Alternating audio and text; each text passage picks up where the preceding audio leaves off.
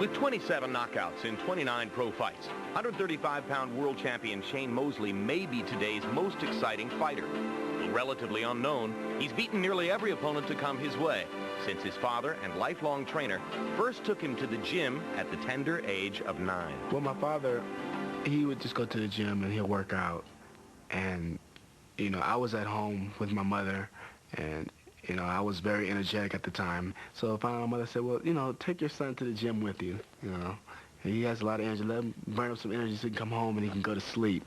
With his father Jack in his corner, Shane embarked on a successful amateur career, winning a handful of international and national events. The only blemish from his amateur days, a loss in the semifinals of the 1992 Olympic trials.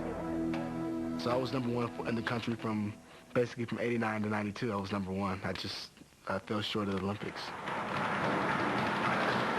Yeah, I mean, you're disappointed, but things happen, and you got to move on.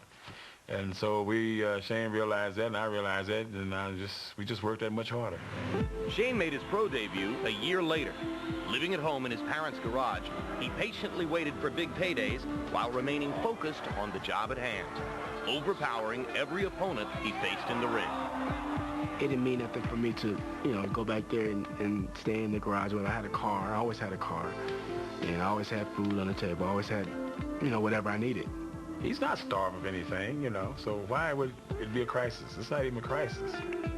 He just had to wait. And the wait was an enjoyable wait. He can go to his room and look at TV and video games and do whatever he'd been doing, you know. So that's the joy of having a father. I knew one day, you know, I would get that break. And when it happened, you know, regardless of how long it was, I was going to wait. And when it happened, I was going to be ready for it. In August 1997, Shane finally got his shot at a world title. Battling the flu, he easily decisioned Philip Holliday. He has defended that title 5 times since, retaining the same attitude that got him there in the first place. I think right when I turned pro, I made a decision to myself that I'm going to be world champion. And that nobody's going to beat me. I don't care who it is. In the gym, Jack is boss. But it is a two-sided relationship between father and son, one in which Shane is allowed to voice his opinions and make himself heard. If I say something, I feel strongly about it, and I show him the reasons why, and he'll look and, okay, well, yeah, you're right. You know, he'll tell me. So it's a flexibility type of thing. Nobody's just being, you know, stern on whatever they're trying to say. It's a flexibility.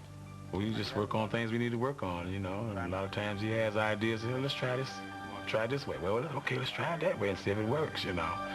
Of course, I might have something in my mind that's going to work, ultimately work, but I'll let him go ahead and explore his way, you know. I think that's what helps me become who I am as a world champion, being able to express myself when I want to, you know, basically say what I want or do what I want.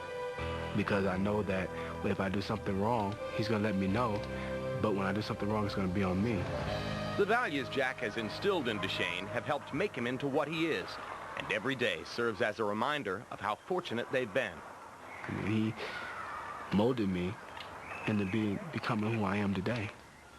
You know, if it wasn't for my father's support and love and spirit with me, then, you know, it would be hard. Because I don't think a lot of people, or a lot of sons have their father there, you know, to support them and help them out through those trying times. I think it's mutual love, and it's a great feeling. Jack and Shane Mosley have come a long way together, and no matter what happens inside the ropes, they'll always be there for each other.